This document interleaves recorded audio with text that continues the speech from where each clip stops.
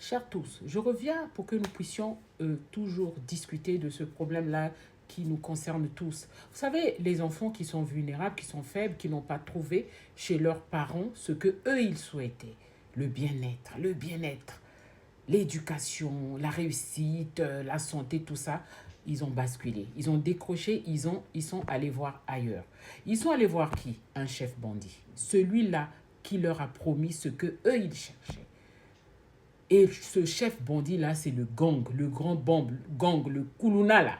C'est celui-là que l'État est en train d'éradiquer, même s'il y a des dérapages.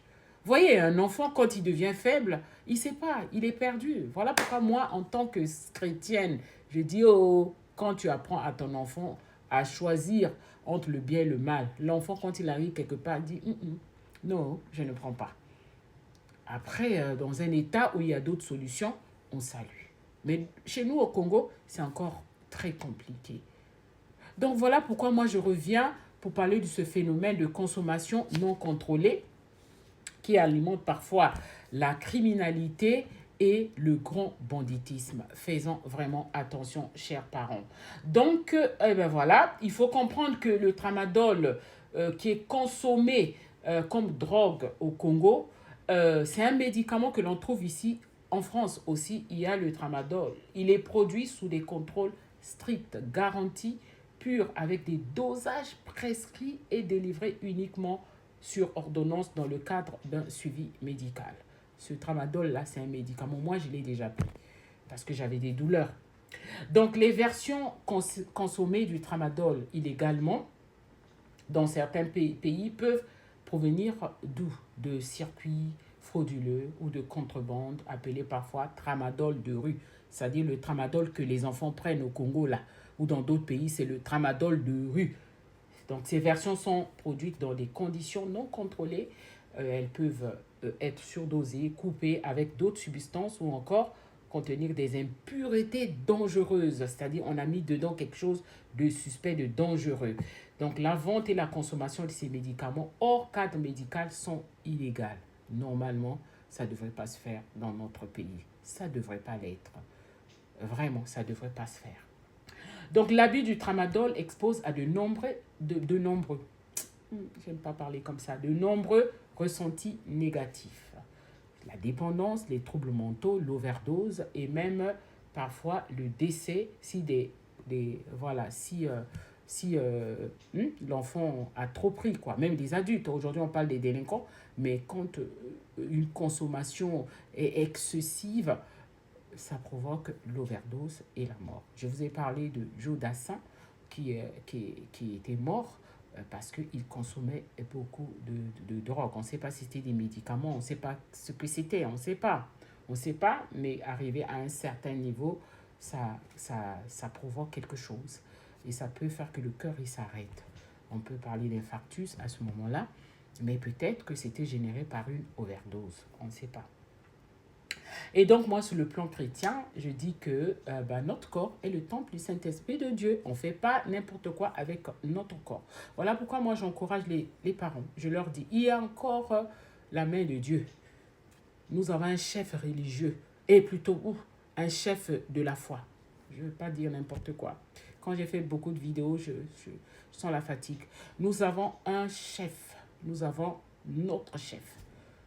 Le chef de notre foi, c'est Jésus-Christ. Et il agit encore. Dans les pays où c'est difficile, où vraiment le service social ne fonctionne pas comme il le faut, nous avons un chef de la foi. C'est Jésus-Christ. Et donc, quand vous ne trouvez pas la solution avec l'État, chers parents, allez-y à l'église. Moi, en tout cas, j'encourage parce que j'ai des témoignages de plusieurs parents qui ont prié vraiment pour leurs enfants à temps et qui ont vu des miracles. Aujourd'hui, parfois, il est trop tard. Mais parfois, Dieu aussi peut agir. Il peut agir là où devrait être le pire. Il connaît le cœur de ces bébés Kuluna. Il sait que celui-là, il est Kuluna bébé, mais il peut servir. Il peut servir, il peut devenir un pasteur. Il peut devenir quelqu'un. Dieu sauve cet enfant. On a vu un djihadiste qui est devenu président. qui allait saluer Donald Trump. On a vu ça, c'est des cas rares. Mais Dieu fait toujours encore des miracles. Et moi, je ne souhaite pas que ces enfants-là, ces bébés Colonna-là, deviennent des présidents. Non, des criminels comme ça, non. Mais c'est Dieu qui sait, c'est lui qui voit le cœur de l'enfant. C'est lui, c'est pas à nous de choisir, de juger. C'est Dieu, c'est lui qui sait que lui là, il ne sera pas mort entassé comme les autres. Lui, je vais le récupérer. Et il va devenir quelqu'un. Ça, c'est l'affaire de Dieu. Hein? C'est pas à nous. C'est pas à nous. Voilà, c'est pas à nous. Et donc, c'est un problème qui est complexe. Très, très compliqué, chers parents. Et continuons à éduquer nos enfants. Je n'ai pas fini. Je veux revenir pour parler des parents qui, malgré ce que la DGSP est en train de faire, les parents qui laissent les enfants à l'abandon. Aujourd'hui, on voit des enfants avec des téléphones, tout et tout. Bientôt Noël, non? On va offrir des iPhones, machin aux enfants. Pour faire quoi? On voit encore des enfants sur les réseaux, qui ont leurs réseaux sociaux. Un enfant de 15 ans, 16 ans à ses réseaux sociaux. Pour faire quoi? Pour faire quoi? C'est compliqué, mais ensemble, nous allons y arriver. Je dis tout cela avec amour. C'est pour vraiment que ensemble nous puissions déjà reconnaître le mal qui est en nous. Quand tu vas voir le médecin, papa, maman, ça veut dire que tu reconnais en toi qu'il y a un problème. Tu as une douleur. Le médecin te demande, tu as mal où? Et tu vas dire au médecin, j'ai mal ici, j'ai mal ici. Le médecin te donne quelque chose. Tu ne vas pas comme ça voir le médecin et puis tu ne lui dis rien. Ça, c'est nous, les soignants, qui savons comment traiter une personne qui ne parle pas. Nous savons. Nous avons des techniques pour déceler la douleur d'une personne qui ne parle pas. Mais ce n'est pas donné à tout le monde. Ça veut dire que si tu reconnais déjà le problème, c'est un grand pas. Tu reconnais déjà que j'ai failli. Même pour l'éducation de mon enfant, j'ai failli. C'est comme ça. Comme ça aussi parfois que Dieu lui-même, il intervient. Dieu intervient parfois quand toi-même tu reconnais que ton enfant a fait du mal. Mais toi, tu ne reconnais pas cela, que l'enfant a fait du mal à déchirer les autres.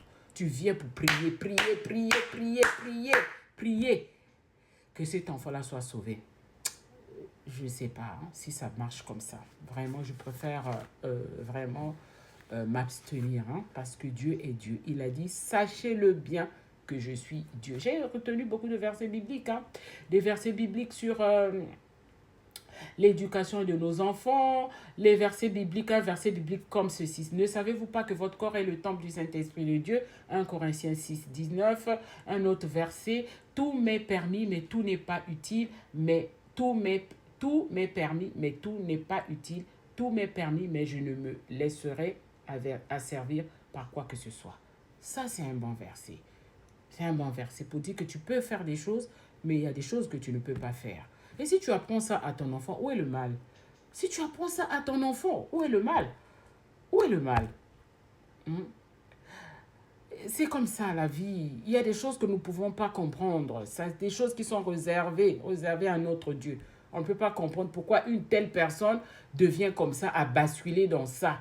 Une personne, un enfant qui avait des parents bien posés, tout ça là, l'enfant est devenu bébé Colonna. De la même façon, pourquoi cette belle personne, une belle personne comme ça, n'est pas mariée? Voilà, les autres sont dans les foyers de ceci, cela. Pourquoi cette femme ne trouve pas des maris? Pourquoi le mari ne trouve pas des hommes? Pourquoi ceci, cela? Tout ça, c'est Dieu qui sait. C'est Dieu qui sait. C'est pas pour autant qu'il faut baisser les bras. Chacun son jour. Dieu sait comment il peut prendre un enfant, bébé Colonna, l'enlever de là où il était et l'amener. Parce qu'il connaît son cœur. Comme Dieu connaissait le cœur de Caïn. Il lui a même dit de changer. Il lui a donné l'occasion de changer. Mais Caïn a refusé. Et ce péché-là de Caïn, là, c'est ça qui nous suit jusqu'à aujourd'hui. C'est ce que les bébés noirs et les bébés Colonna font. C'est le mal depuis le commencement. Dieu connaissait le cœur de Caïn. Dieu connaît le cœur des enfants-là qui font du mal. Voilà, ceux qui périssent, ceux qui sont entassés, jetés, je ne sais pas où, écrasés. Mais Dieu sait que lui là, il a fait ça parce que Dieu lui-même, il sait pourquoi. Et il est capable de sauver un enfant comme ça.